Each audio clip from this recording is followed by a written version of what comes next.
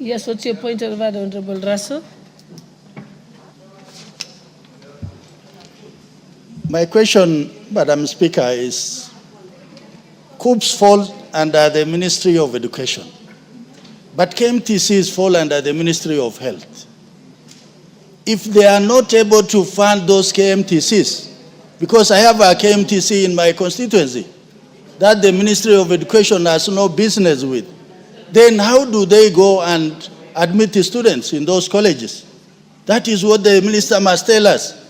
And secondly, he's saying that the admission has to reflect the balance or the face of the country. Can he supply us with numbers of nurses who are undergoing nursing courses, yet we know the current distribution? That if I have 20 students from Marsabit, and all of them cannot get admission into nursing, and somebody else has 1,000, 2,000, then does that reflect the fairness he's talking about? Thank you, Speaker. Honorable Russell, I think already the Cabinet Secretary has undertaken that he will supply the details, because he didn't anticipate that question. He has undertaken that he will supply the details, and it shall be supplied through the department, the Committee of on Education. And can you give us a timeline, Cabinet Secretary? Together with the courses as asked by the Honorable Tandaza. We can submit those that data in 2 weeks, Madam Speaker. Okay, so let it be noted that within 2 weeks, the Cabinet Secretary shall apply the data sought by Honorable Russell and Honorable Tandaza, actually. What's your other what clarification do you require, Honorable Nyikal? On this point, I think if we can't run a country if we don't say the truth. The request was not from KMTC. If that letter came, it came later, and that it could have come under duress.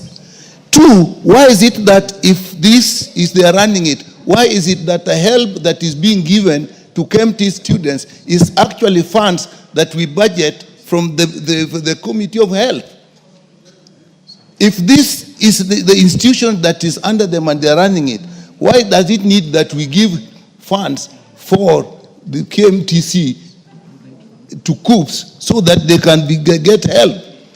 There is a contradiction here that all we need to do, change the law. We have the provision to change. And what about the advisory from the Attorney General around the same time of 2019? And if Honorable Waziri will look for facts, then we can actually bring them before Waziri in another committee. Because these are facts that we know were presented before a committee. Okay, clearly, members, obviously the issue of the legislative challenges and the need to make amendments to the law. And Honorable Nyikal, you can actually promote, you can actually sponsor, your committee can sponsor that amendment. You don't even need the clearance of the minister. Or it can come as a private member's bill. Yes, okay. Thank you, and Honorable Cabinet Secretary, I hope you've noted that that is also an issue that has come up, that you need to look at the legislation, apart from the documents that you're going to give members. Then, honorable members, I will then now allow the next question, so that we don't deal with one question and ignore other questions that had been approved. There is a question of the Honorable Omboka Milama, which has been, he has requested that it be asked by the Honorable Member for Gilgil, Honorable Martha Wangari. And Honorable Martha Wangari, if you could kindly start with question 13 of 2025 first, and then you go back to 11. Thank you, Madam Speaker, even for the consideration. Allow me, Madam Speaker, to ask question number 13, 2025. Could the Cabinet, on behalf of the member for Emuhaya, Honorable Mboko Milemba, to the Cabinet Secretary. Number one, could the Cabinet Secretary, number one, state plans put in place by the Ministry of Education to ensure that all schools receive capitation to facilitate them during the third term, given that the national examinations are about to commence? Number two, outlined the measures being put in place by the Ministry of Education to ensure smooth operations of schools despite the ongoing verification process by sending a minimum of 50% of the capitation expected. Number 3, provide the actions being taken by the ministry to uncover the ghost schools that have received funds for both infrastructure capitation and examination purposes. Number 4, state the steps being taken to resolve the ongoing university lecturer strike to ensure resumption of learning by the university students. And finally, provide the expected time frame for concluding verification to enable schools to resume normal operations.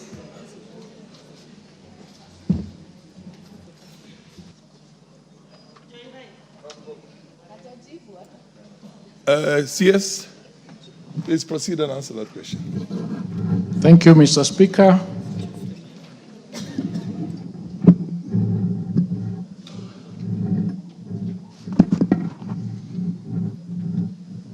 Help me with this, it's falling.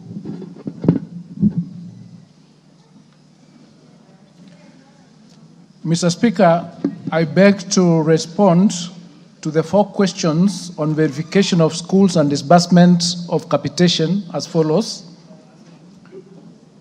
Mr. Speaker, the Office of the Auditor General recently reported that some of the schools that have received capitation from the Ministry of Education were non-existent. Following this report, the ministry decided to undertake a comprehensive verification exercise to determine the actual number of schools and the actual number of learners in the country.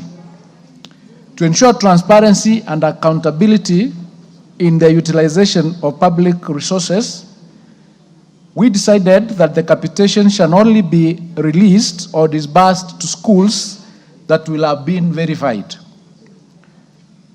Mr. Speaker, as at the 7th of October 2025, the ministry has verified a total of 39,752 primary, junior, senior, and special needs education institutions across the country, with a total of 9,430,139 learners. Capitation has been released to these institutions. Mr. Speaker, so far, for secondary schools, the ministry has released a total of 10 billion Kenya shillings out of an allocation of 10.3 billion, which makes 96% of funds released to secondary schools. For junior schools, the ministry has so far released 4.1 billion out of a total of 5.7 billion, making a total of 73% of funds released to junior schools. For primary schools, the ministry has disbursed 821 million out of a total allocation of 1.7 billion, making 48%. Mr. Speaker, the exercise is nearing completion, and we should receive a comprehensive report within the next 1 week when the exercise is intended to be fully completed.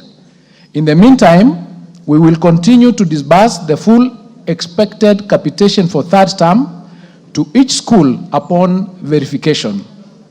Therefore, by the end of next week, that is 1 week from today, all verified schools would have received their full expected capitation for term 3.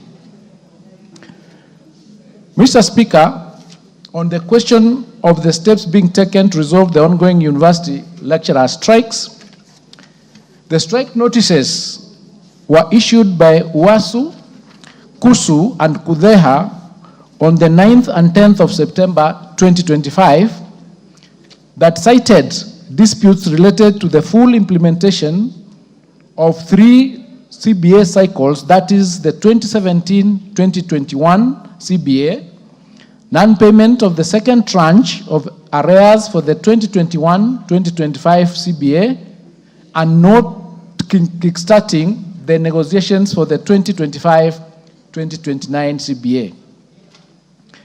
Mr. Speaker, regarding the 2021-2025 CBA, We wish to indicate that the requirements thereunder have substantially been settled.